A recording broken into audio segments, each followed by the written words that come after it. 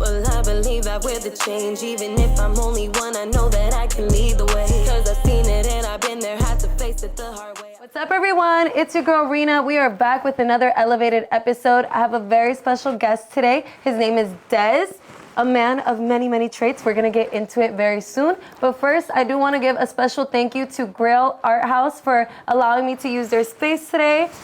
You guys are awesome. Shout out E-Man and shout out Aaron Boy. You guys can say hi, what's up, how y'all feeling?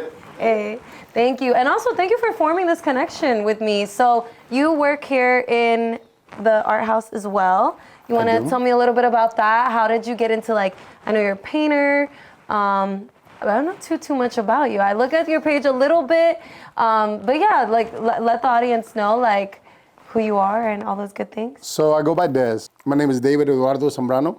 I go by Dez. I have a company called Dez Customs. I was born in Los Angeles. I grew up in Northern Virginia, and I've been doing artwork my whole life. And Grail happened about 3 and a little bit more years ago, and it was just an opportunity to work with my brother closely, to work with other artists that I respect closely. And your brother works in the shop as well, in the art house? So he's one of the partners in the art house, and he also has a studio, right? So we've kind of joined the two things. Nice. So recording studio? Yeah, music, videography, photography, video editing, kind of anything really that has to do with imagery and sound. Nice. So it gave us an opportunity to work closer together. And like I said, I've been doing artwork all my life, and I have had a steady company for 11 years called Dez Customs. We do custom footwear for just about anybody. I heard you made some shoes for Stephen Curry. Steph Curry is one of our clients. Which is kind of like, whoa, okay. We've done stuff for Tom Brady as well. We've done stuff for a Nice. number of athletes, so we're very proud of that. That's awesome. So you mentioned before that you're from LA and then you moved over to Virginia. Right. So when did that transition happen? And would you say that LA played a huge role in the influences on, like, the art and everything? So growing up in Arlington, I was born in UCLA Hospital, but my mom made an immediate decision that she was not going to raise a child in Los Angeles. Yeah, so we moved at a very young age. I was 2 when we moved here, but knowing that you're from LA, like I've always been rooted in the culture, and you know, Northern Virginia doesn't lack its Hispanic, culture here. So you're able to learn a lot about Mexican culture, which is, incredibly big in LA. And so through that, and through just the advent of the internet and getting to know people and meet people and speak to people, I do feel a closeness with Los Angeles, and my art is very much influenced by the culture there. Nice. Do you go back out there a lot, or? Actually, very little. I've had to trying to become an artist full time is not a really fantastic thing. I mean, it's hard on. Are you full time now? I've been for 11 Absolutely. years. I would say, like, with the art house and everything. Oh, yeah. I feel like once you get into that point where you're, like, owning studios, you kind of have to be full time because it's like you got to put that money back into. So how was that transition? Like, what were you doing before when you were were you treating, like, painting kind of like a hobby, and then you decided, you know what, this is going to be a full-time career for me?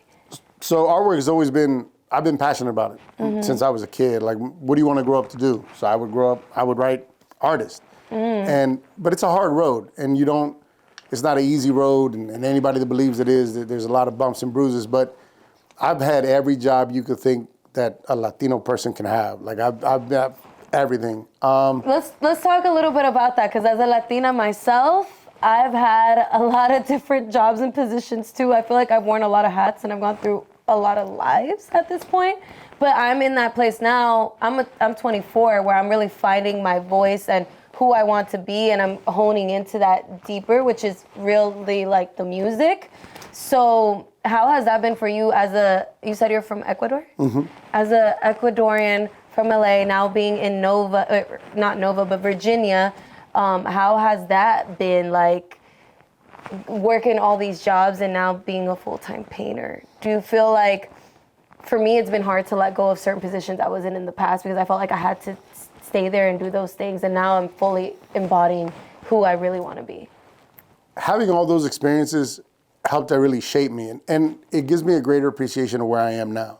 So doing art full time for the last 11 years, I can't complain. Like, not every job is the job you want to do, and not every commission is a commission you want, but I paint for a living. Like I wake up and I go and I use my skill set and I make money every day. And so I just wake up and thank God every day. Like because I've been a trash man. I've worked at recycling plants. I've worked at body shops. I've worked as a landscaper. I've worked at restaurants. I've worked everywhere where you normally see the little Hispanic guy and wherever he is. I've had those jobs. So, and I've been in corporate America, and I know the balance between the two and the evils between the two, and I'm just grateful I wake up grateful every day. He was a salsa dancer too. He was a salsa dancer. Oh yeah, I taught. You were a salsa instructor? I taught salsa for a while. Yeah. So you know how to dance pretty well too? Oh yeah. That's awesome. You're the brother? Yeah. Aaron, say hi. Hello. If you want, you can say hi to the camera too. I didn't realize you guys were brothers. Okay. Yeah, that's what I mean, where I get to work closely with my brother. So you work on music? Yeah. Yes. Yeah, I do music, video production, photography. He just got back from LA. Yeah. And you guys are planning to move to LA? I might be moving to LA. Well, I'm going back and forth. You know, I love here. This is what we do. This is home, yeah. Right. This is home, yeah. I'd love to, but wife, kids, and grandkids, It has I'm to stuck make here. sense. Yeah, Right. no, for sure. But I'll live vicariously through him, so. No, that's awesome. I mean, that's family. It's interesting you say that with like wife and kids and everything. So I'm Salvadorian. My parents, I just broke the news to them that I'm planning to move to Miami. And now it's like their wires are running and they're like, maybe we should move to like Houston. And it's like before, when I didn't tell them I was gonna make this move, they weren't ready to make that push. But now it's like they're more inspired to like tap into other things. Well, I think that's what we do. Like we break barriers. Real quick. Mm-hmm. Can you put the mic on the outside of your jacket? Oh yeah. Can you hear me though? I could hear you, but I think we'll be able to hear you. Okay, there we go. Mm-hmm. Okay. Well, you can just fold it. Yeah, I was gonna say you could just take it off your shirt and put it on the Like jacket. how I've had it mine. Yeah. Okay, there we go. Okay. Mm-hmm. Well, here, let me just angle it. Yeah, let me just angle it though. Sorry. You can just fold it. It's like Oh yeah, I don't want to fold her jacket though. Or Hey, Aaron, if you put it on Like that? on her shirt on this we'll see. side, And it's like her face. Oh, you know what? I'll just put it up here. Yeah. Sorry. just put it there. Okay. There you go. There you go. All right. So I was take it from the I top. kind of wanted to tap into like generations and like being Right. Latino and stuff. So, Right. So I think that's what we do. Like newer generations, and I'm double your age, but like we inspire the next. Like my son won't grow up the way I did. Right. My son won't grow up fearful of and confined like our parents did. You know, your parents probably wanted to stay here because you were here, and they weren't inspired to do anything or make any moves because. You know, why would they? They're comfortable in their lives. And it's interesting because I am constantly like trying to pour into them. Obviously, I'm like their baby, so Right. I'm trying to pour into them, and they're kind of like, like, you know, they already got what they got going on.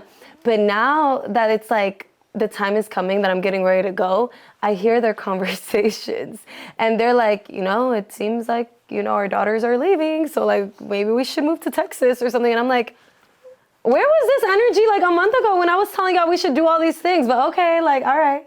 Sometimes that's all, you know, and again, I'm probably your parents' age. So, you know, that's all we need. Sometimes we live through our kids, you know, like there's a certain point where you work for them. And then at some point when they spread their wings, you're like, oh, okay, now it's my turn. Mm-hmm. And then I do that. Like my daughters are 26 and 28. And I have a grandson now, so now I have this whole new experience. But my son is 13, and I've learned from my daughters what not to do with my son, and I'm just trying to help him grow up creative and inspired. And he inspires me. You know, he checks me sometimes, and I'm like, all right, things I don't know, and sometimes when I get lazy or down, he'll motivate me. So I already see that in him. So that's exactly probably what you did with them. What's it like having? And by the way, please let me know if anything is like off limits, but what's it like having a 13-year-old in this time and age? Because I feel like when I was 13, we didn't really have technology at our fingertips, and I wasn't as... you know what's crazy? When I was 13, I was on YouTube posting song covers because my inspiration was Justin Bieber being in Canada, like street performing. And my parents didn't like it. Like they did not want me on YouTube at all. So what would you say is your experience with your 13-year-old with technology being so like in our faces and social media? And I feel like a lot of people do want to tap into entrepreneurship now, especially. Well, my son went from being a dancer on YouTube to a game reviewer on YouTube. Oh, is he like a Twitch streamer type of thing? Yeah, he has that. He's his one video on what's that? See, I'm old. Oh, TikTok. He got like a video on TikTok that got like 50,000. But would you say likes. you pour into him and you're like, go son, like you got this, okay, of course, like utilize these things, or is it a scary place? Without meaning to. Like he's seen, so my business has been to post on Instagram for the last 10 years. Like Instagram is what gave me my break. In a sense, that's kind of like he sees, well, this is what dad does. You know, this is how dad kind of pays the bills. So, okay. Right. But it's, you know, it's a scary world with technology too. Because, you know, having a 13-year-old kid, you know, you worry about him. And you know, like we're Latinos. And that's what I was going to ask you. Like the internet is not the safest place. So how would you say, like as a father to a 13-year-old kid in this day and age, like would you say you monitor that, or how do you go about it? I try to just let him know he could talk to me about anything. Like I don't hide. Like if I have friends over, you know, Latino parties, like if I drink, I'm not hiding my drinks from him. And I'll talk to him still and, hey, I love you, son. Your dad's about to get like, silly open. tonight. Yeah, yeah. And he'll know, and he's taking videos of me and he's like, Dad, look at you. And I'm like, my bad. He's like, it's all good. That's look at awesome. Because he's, at the same time, he's seen me that way, but he's also seen me. I travel to Florida to talk to at-risk youth. And I talk to kids in alternative learning centers down there because I am a felon, and he knows that. And I have dirt on my nails, and so these kids will listen to me, or at least they'll at least respect what I'm saying because I've already been there. Right. And he respects it, and his friends respect it, and so we have this openness that he doesn't tell me everything, and I understand that. I didn't tell my parents everything, but we do enough communicating that I feel somewhat you're safe. like a safe space for him to be able to share and open up. I love that you said that because, I mean, for me, when I don't have kids, but when I do have kids, I want to be able to be that safe space for them to know, like, yes, I'm your mom, but I can also be your friend, your sister, you know? So that's awesome that you're able to do It's a thin line. It's a thin line. Really? It's not that push. I easy. mean, you know, you were young, I was young. We push and we push boundaries, but, yeah. you know, I think you have a good approach to it. Again, it's, everybody's approach changed. I had a buddy that was like, my kids will never touch electronics. And now he's like, on the car rides, he's like, here's your iPad, here's your iPad. And I'm like, Yeah. So you have to go with the flow. You have to. I'm not gonna lie, I'm like scared for when that time comes for me. I'm like very much like, I'm okay holding off on that for now, but I actually can't wait. How is it being a father, having a wife, running a full-time business? How do you find balance in everything? You're actually my first guest that really, like, besides my manager, she was gonna be on the show. She's my music manager. She is a wife, a mother. She juggles so many brands. How do you guys find the balance? Like, how do y'all do it? Number one, there is no balance. There's no balance, okay. It's more like week to week. Like some weeks it'll be all work. And then some weeks it'll be all family. And I guess in that it is, but you know, building it was hard, so I nurture it like it's a child because I've gone through the pain of not being successful. And when you go through that, then you guard it like it's, you know, it's the most precious thing. Because your business is like a baby. I always say Elevate is my firstborn. Like Elevate is my firstborn baby, literally. But, you know, having a strong partner, like my wife has been through the lows with me and lows, and she could have left. Like before we were husband and wife, she could have left. She could have bailed out. Like, you know, she had all the chances in the world to cut ties and be like, this is not going anywhere. Because I had 3 businesses in 3 years shut down, and we got evicted 3 times in 3 years. So, and that's real shit. Jeez. And I'm sorry, that's Oh no, you can cut. This is your world. You're good.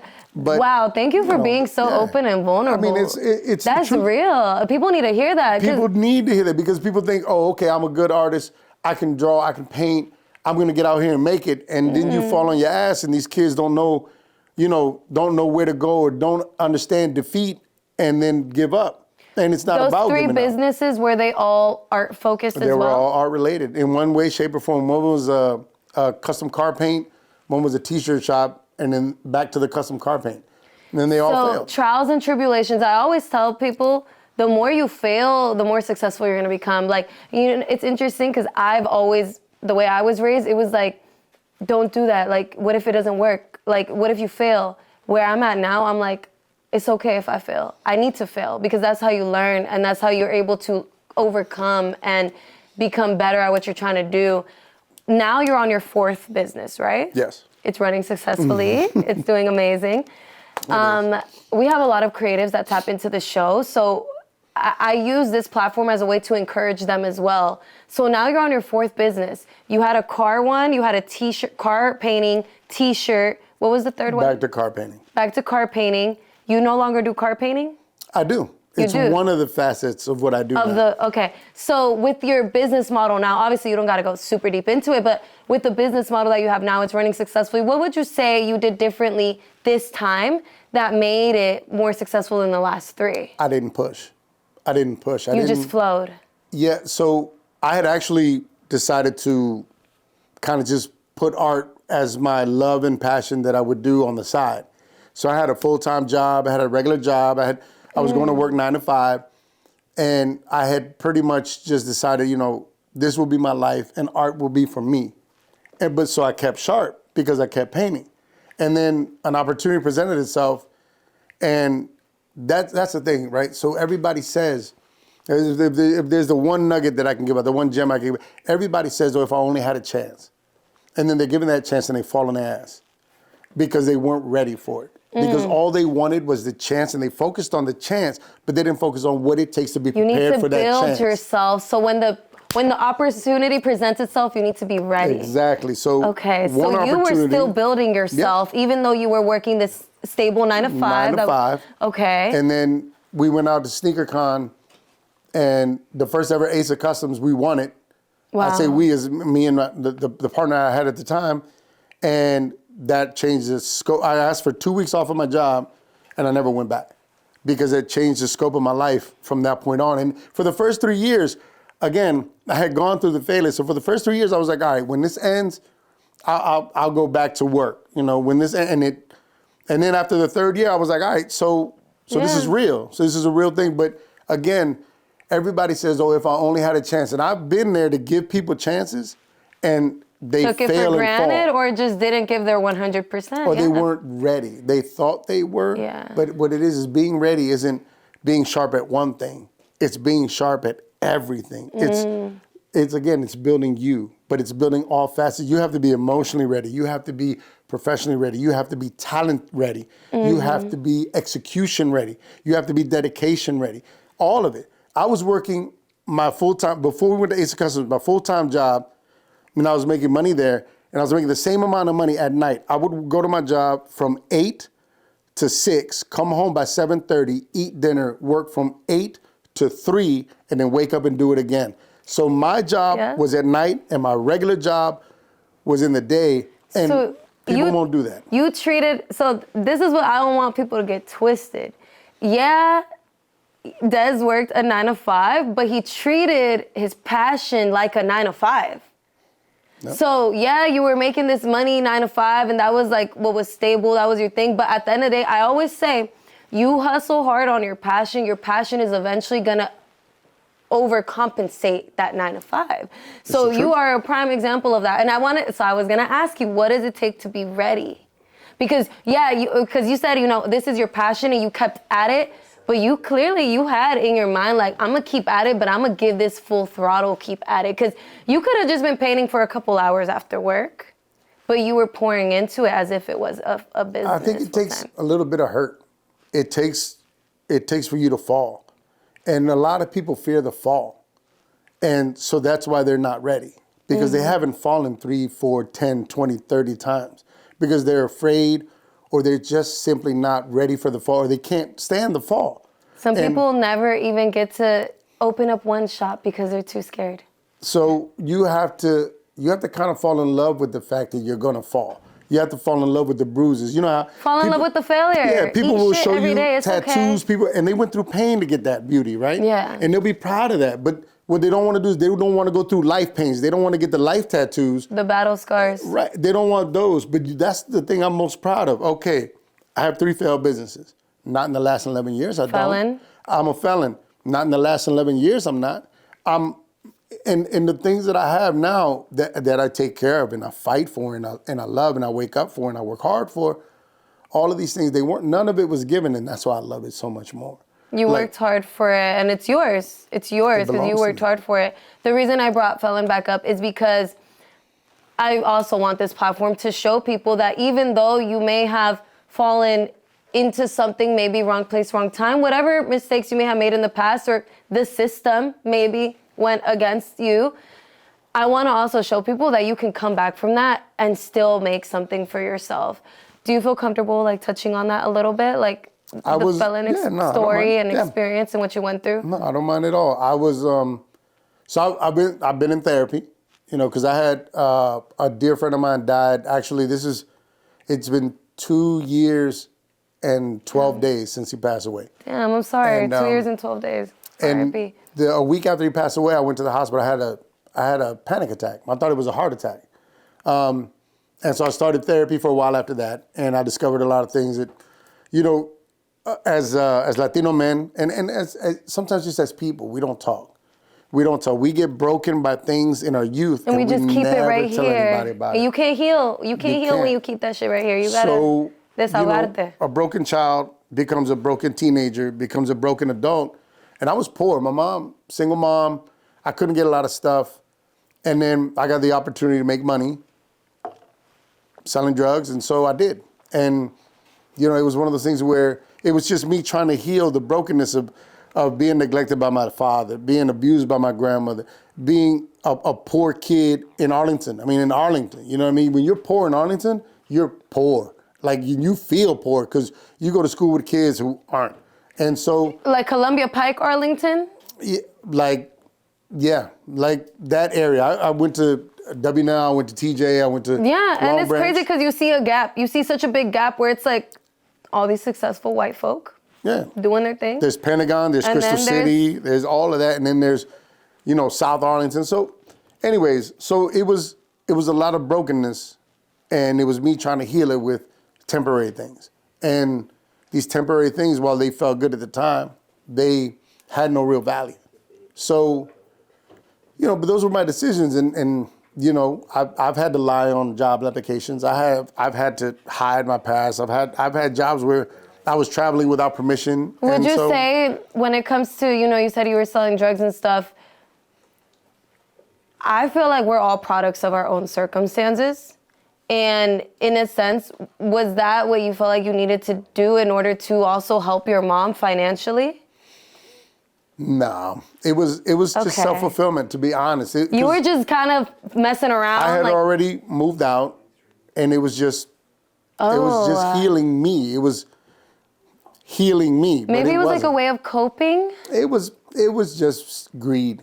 It was just greed, and that I never had this. It was like, okay, I can do this. I can make a quick 1,000. Yeah, I can make, for a few years, I did that. But that's also a hustle. So in a sense, was that the hustler in you too? Like, let me just get it how I live it. It teaches you.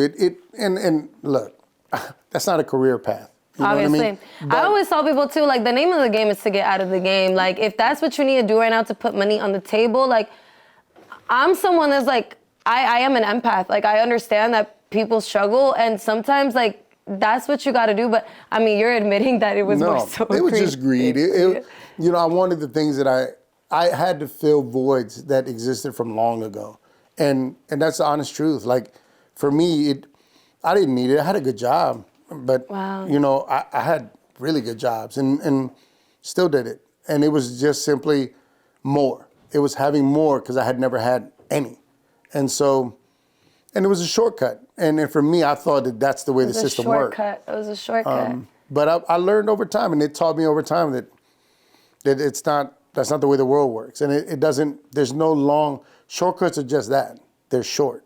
It's not going to take you far. It's not sustainable. You can't build something sustainable on, I mean, you weren't lying, cheating, or stealing, but I guess it's kind of like cheating because you were cheating. There's you're a little bit of all of it. There's a little bit of all of it that goes in it, yeah. I mean, there's all those ingredients are sprinkled in there. Yeah.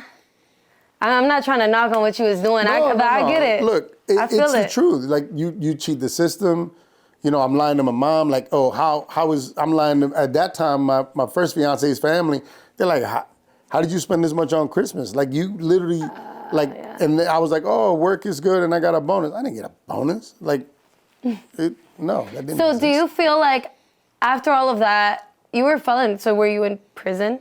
No, I was Okay. fortunate. It cost me Protected, okay. a ton of money, but I was fortunate. Do you feel like do you believe in like God and higher power? Do you feel like that was something Yeah, because protecting I could you? have, in the moment that I was apprehended, it could have been worse. Like, had it been 2 days earlier, it would have been more grievous. So, time. Okay. I was asking about the healing because I know a lot of people, they do heal when they go to like prison and jail because they have all the time in the world to heal. Right. Do you feel like you've healed now through everything you've done? I mean, we're always healing, so I wouldn't say you fully healed now because we're always healing. But do you feel like you've been able to fill those voids that you had when you were younger? My wife has played a big part in that, and my Shout family. out, wifey. Yeah. Oh, my brother knows. Everybody that meets her knows. Like, I heard a little bit about your wife. I heard she's amazing. So she's far more than I deserve. And it I've only recently, like I said, therapy's been 2 years for me. And I've only recently learned how broken I was. But I've also learned that through life, like through time, through effort, through work, through honest days labor, through passion, through being able to live through my passion, like it has fulfilled a lot of things. Like just recently, actually just Friday, I sold a painting and my promise was if I sold that, it was about mental health. The painting was, and I said, if I sell it, I'm donating half. And I sold it Friday and I donated the half yesterday and it never felt so good to do it. But it's amazing. Congrats. it's one of those things where I can't post about it yet because they're asking permission because it's a family that Right. lost someone. But these are the things that help me heal. Being able to do things like this through my art. Half is still a great number, but half giving, that part felt better than the half that I made. The half that's in the bank doesn't feel as good as the half that I gave away to a worthy cause. So, That's really what it's about. And I feel like that is a healthy way of like coping, I guess. I don't know if coping is the right word, but when we're trying to fill these voids, rather than taking these shortcuts, cheat codes, really pouring your soul and energy into the things that you love. For you, it's painting. For me, it's music, but also giving back. When you can pour that into somebody else, into your community, into giving back to someone, that is everything. This past weekend, we did an Elevate the Streets event. I do this every year where we give back to the homeless, but this year I was able to do it with Trilogy and the Dances to a Washington. So they're both really into educating music, arts, dance, everything. And it was a lot bigger than anything I've ever done as far as giving back. And we're not a nonprofit or anything, but the fact that we were able to just market and bring so many people out, and we gave out over 100 plates of food between the pizza, pupusas, arroz con pollo, like everything. And that for me, I'm like, this ain't even just about the music. Like, it's not about, like, I could sing and perform and rap and talk my shit on stage all day, but long term, like, this is about putting on and closing this gap. You know what I saw in DC? The same people that were on the mic and were like, what's up, y'all? Like, we're gonna be here till 2 p.m. In these successful, like, how we got people living in these big buildings in the same block where we just gave out 100 free plates of food. Like, that is the gap that I'm like, how can we do our part to be a little bit better to help in that sense? So, I mean, that's what it's all about. So I love that you're doing that with your art and your painting and everything. What could you say to like maybe another guy out there who's maybe like 20 years old and maybe he's out on the streets and he's just trying to do different things to get it and just selling drugs, whatever it may be, like, what kind of advice could you give him to show him like there is another way and you can still be successful and happy? You can still be a tough guy. You can still be the shit. You can still be dope. You can still be fire and have a purpose without having to do all those things. I know influence plays a huge role. When you got people around you doing the same things, it makes you feel like you need to do those things too. But as an OG, as somebody who's been there, what could you share? You know, it's not a lot. In the moment, like, we all have our youth, and I think that, like, personal lessons are more important than anything that I could ever say to a person. But in that same breath, like, you know, there is no longevity. If you don't struggle, you don't grow. If you don't grow, like, how can you reach manhood ever if you don't reach manhood? Like, you're a child. Shortcuts, children look for that. Easy money, children look for that. Handouts, those are handouts, basically. Mm-hmm. The way to skirt, children look for that. And if you ever want to strive for, and do it on your own time, whatever. Whenever your clock hits, that's when your clock hits. But there is a deep wealth of wisdom, knowledge, and truth that happens when you get your hands dirty.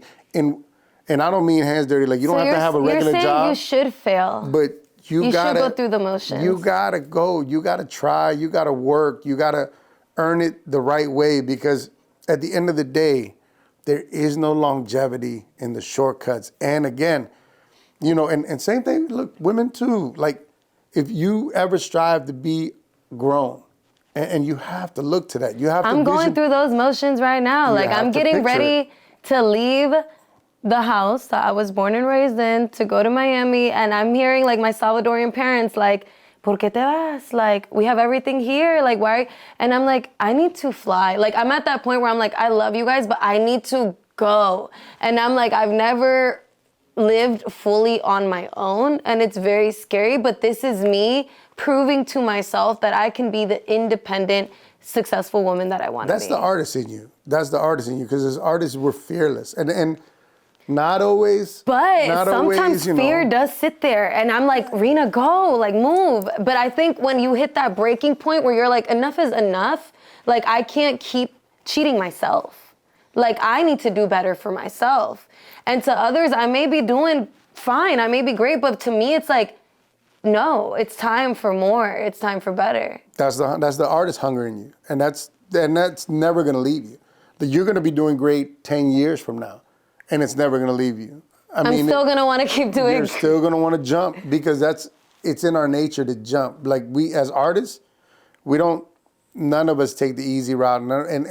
But the fun thing about jumping is, you know, if you go up, you're gonna come down. And it's just about, you gotta continue it. And that's a good thing, is you have that spirit already. You're gonna keep jumping. I'm learning that in life, that life is literally always like this. And when you start to appreciate, because when I was first going through these, I was like, what is happening? But now I can appreciate when life is like, it's not always like this or like this. Like, it's always gonna be. And, you know, it is finding that balance, like finding what works for you. So it's pretty awesome. It is. Congratulations. Thanks. And good luck on your move. Thank you. I'm trying my best. But okay, let me see the time. So we're at 4:48. We have 12 minutes. This is good. Okay, we're getting a little intermission here. How do you feel? I'm good. Good? I told her I'd probably be 15 minutes late, so we got a little bit of time. Okay, so we have like 20 minutes then, maybe? Yeah, it's fine. Okay, awesome. Are there specific things that you want to get into? Maybe, because I know right now it's a lot of life talk, and that's just in me to like ask you life stuff. But do you want to talk about the business more? I would love to talk about the gallery. My business is self-sufficient. Like, I don't, talking about that. But maybe if there's something specifically that you want to market, like we could, because I cut up the podcast and make little shorts out of it. And we have, like Friday, funny enough, like this weekend, I guess we all gave back, because Friday, we hosted a show. But it was for up and coming invited artists. me to that. It wasn't for us. It was for up and coming artists. Like, none of us that are partners took part in it. I mean, we took part in it as in getting the space ready. It was like a networking event. I feel like we could bring it back, but I feel like it was smooth. It wasn't a networking event. It was literally, we took three artists. Wait. I said you should come, because there's going to be a lot of people, and it would be great for you to network, but it wasn't a networking event. Oh. No, it was a show what kind for there's three ladies' artwork in there. They're not partners here. I love their artwork. I asked if it was yours. We gave them the space. We're going to tag them below, and I'll put some of their stuff in here. We brought food. We had free wine. It was free to the public. So y'all really like give back? Because E-Man reached out to me and was like, Rena, if you ever need help with the podcast, let me know. And I'm like, yes, like this is very much a passion project right now. Like I really want to start this platform for people like you, for all of us, to just a safe place for us to talk our shit, release, No, that's exactly all what that. we did. But it's hard, like I don't, Oh, sorry. but it's hard because I can't prep these 3 cameras up like this. So like the fact that you guys do that, honestly, thank you. Like we need that. We all need to keep pouring into each other. How was the event on Friday? Oh my God. It was bigger than what we expected. And it pushed us. It was a free event? Free event, free wine, free food. Free charcuterie board, I heard, And sponsored by Wifey. The girls that we brought in had never been featured in their own show. And so my passion, it was my brainchild, but we all took part in it. But it was my brainchild, wherein we brought 3 young, and it just happened to be 3 young ladies that were selected. And How did you guys select them? so I submitted one that I had worked with in the past, just to make the process easy, and I had 2 other curators submit one as well. So we brought them in, and literally everything was done for them. Like we got the space ready, hung their paintings. Y'all made them feel real special. The artist bio posters that you see there, that was on us, and they could take that with them to any show they go to from now on. Super cool. The wood, we had wood engraved price tags for their artwork. We gave that to them, and now You guys would engrave, or no, y'all buy them? I got that for them. Oh, and wow. so because it's been one of those things where like that's my passion. Art has given me a livelihood for 11 years, but I know what it is to be an artist and really in your heart feel that you're good and not get a chance. And it's so expensive to be an artist. Obviously, I'm not a painter, but like I have friends who paint, and it's like you have to invest in painting supplies. Like you have to invest in canvases. It's a lot that goes into it. The studio you walk through, equipment and product up there is probably about $8,000 worth of equipment and paint product up there. And you wouldn't know it to walk in there, but there's about $8,000 up there. And you're right, these young ladies buy their own paint. So I wanted this to be where their coming out party, where they didn't have to reach in their pocket for anything. They didn't have to feed the people. They didn't have to give the people drinks. But it's theirs. We did it. You edify it and it is theirs, you know? Like you are giving this to them for them to feel safe and special. And that's what I'm saying. That's what it's about. And I have people who place me in that position where it's like, Rena, you can host this event. We're going to sponsor it. And I'm like, thank you. Because it makes the world of difference. Like in any art form, like we need people that are going to be able to sponsor us. And that's what y'all did. Y'all sponsored them. Yep. And I'm sure now they feel that much more motivated and hungry to keep going. Probably work with y'all too. Do they work with you guys as well? They're close to us. They're within the group of artists that we know. So we can always call on them. But at the same time, we would appreciate them wanting to work with us, but it was for them. Like there are no ties, there are no strings attached. It was for them to celebrate them as artists and to give them that platform to have other people that would normally not ever see their art come in and see their art. And there were like 150 people here. It was ridiculous. In here? In the 2 spaces, yeah. I would say it was probably like 200. Yeah, you got to see the video. It's crazy. It was a packed house. Damn, I literally leave in like 4 days, but I'm like very tempted, Hector. If you're down, I kind of want to come to that event tomorrow. Y'all have an event tomorrow. 7 to 9, we have a little wine, So what's tomorrow's event about? Really, that's just a social, because whoever missed it on Friday can come tomorrow and appreciate the art. And it's really just to get people in the door, again, for them. Okay. And obviously, I'm sure some of it will like trickle into what y'all got going on too, yeah. But really, again, it's the same thing. It's the same cycle. It's using the momentum of what we got Friday to host something else on Thursday to, again, bring people in, but to showcase them. Their art is still on the wall. It was supposed to be a one-day show. And I talked to the partners the night of, and they were like, look, man, we got nothing going on for the next week. Let's leave them up. And I was like, man, hell yeah. So we surprised them with that, and they were crazy stoked. Because to have your artwork hanging in a spot like this, not for nothing, but it's pretty dope. They're gonna be here tomorrow? One of them I know is gonna be here. Another one is really trying to show up, and one has said that she can't make it because she goes to school far up, about an hour out. But yes, one of them will definitely be here. But the appreciation for the art will be here. There'll be music, a little bit of wine, a little bit of charcuterie. So guys, if y'all ever potentially want to host something like that, The Grail Art House might be a perfect place to do it. Okay. So guys, if you ever want to host something like that, if you're an artist, if you're into painting, all kinds of art forms, I'd say, I feel like you guys appreciate everything. Oh, yeah. Grail Art House is a perfect place to do it. Yeah. Rockville, Maryland. So we're getting to that place where we're going to be wrapping up the show, but I did want to tap a little bit more into your brand and everything that you're doing now. So if you want to share with us, like, I know now you do the painting, you do canvases, but you guys also do like custom sneakers? Yeah, so Dez Customs Art is the custom sneaker side of the business. And that's been 11 years running. And we've been blessed to have it. It continues to provide a living for me. You know, that business is sustainable, and I love it. And I appreciate it. And I do classes for airbrushing and shoe customizing. Nice, there you go. So Y'all be on the wanna lookout tap for in? those. Yes, that's Actually, dope. there's one March 11th. March 11th, okay.